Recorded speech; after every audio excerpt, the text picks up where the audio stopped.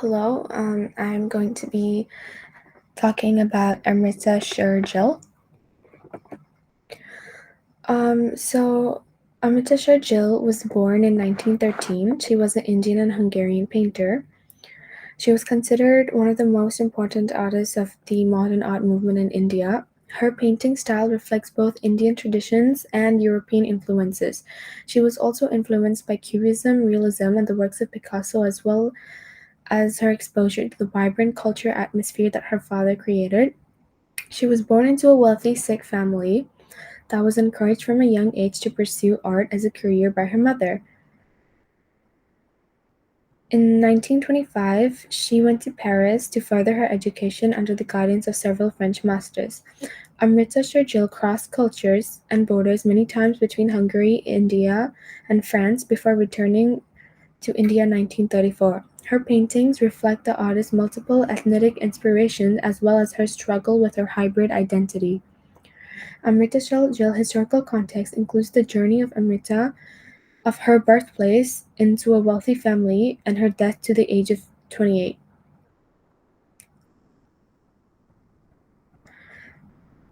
When she became seriously ill at the age of 28, she was told that her kidneys were failing and was hospitalized, but she still continued to paint till her very last day. She died on August 9th, 1941. Um, this presentation, I will be analyzing how culture and identity is expressed in the language of Amrita Shergill. I will do this by examining the construction of cultural identities and cultural meanings throughout her work, all within a specific context. I will be explaining concepts such as these through a concise verbal and visual analysis of her work itself. To achieve this, I will utilize the painting displayed in this presentation. I will do this specifically by looking at her use of colors, composition, location of place, people, angles, clothes being worn, props, and by examining her paintings through the use of visual elements such as colors, patterns, and brushstrokes. The reason that I've picked out these elements are because they are what makes an image unique to its time period.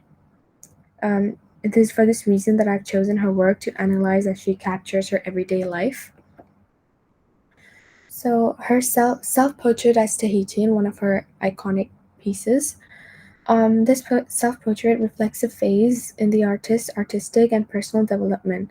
Sergio clearly tries to break free from her Western tradition and primitivism painters that by experimenting with new methods of displaying her female body. She does this by portraying herself as a Tahitian woman.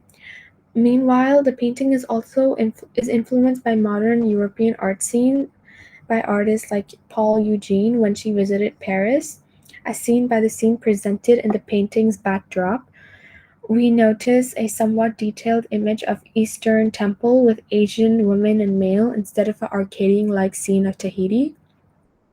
Her self-portrait as Tahitian had been used by scholars and critics and the feminist movement to highlight the idea that Shergill was an individual who challenged perceptions of social norms. Her presence in post-colonial India was very important because it questioned the status quo of lives of women at the time. The nudity in her self-portrait had a significant impact on Indian society, which had developed strict ideas and rules about sexuality being kept hidden. This particular self-portrait painting is regarded as one of her masterpieces as she expresses her both self-identity and cultures. She uses Tahitian color palette, brown skin tone, dark hair, dark eyes. She also wore a skirt that was popular in Europe during the 1930s.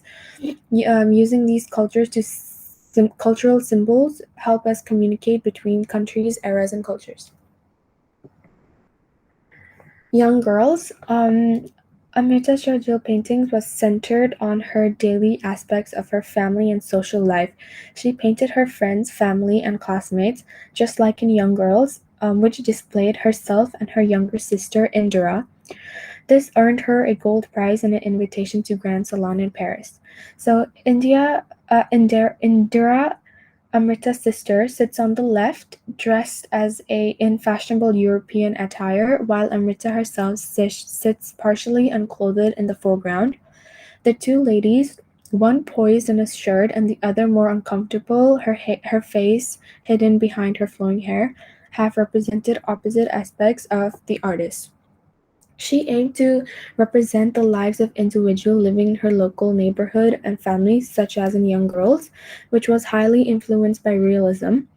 Her paintings are a lovely mix of Western and Indian painting techniques, although this one in particular more leans towards Western because of her influences from other artists and cultures while visiting Paris.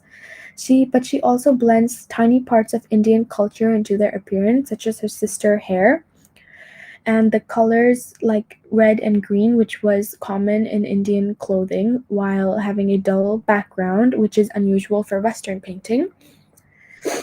And her props, such as tea and flowers,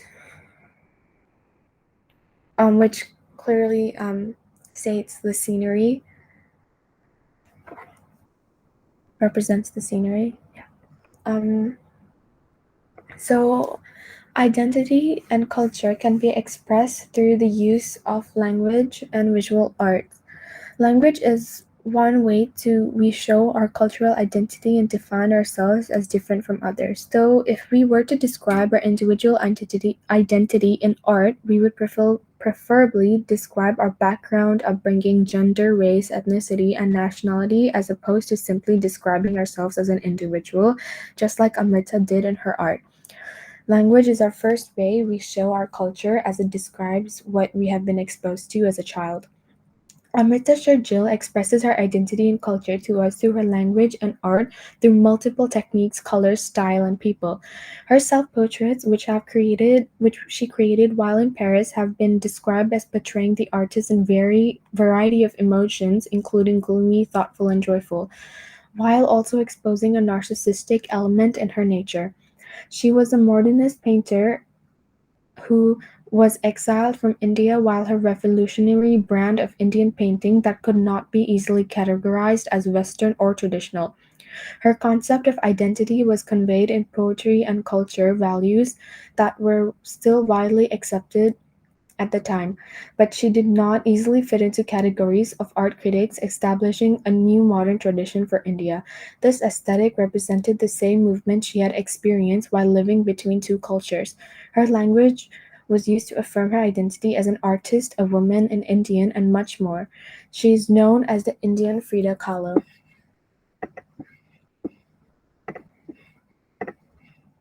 Thank you.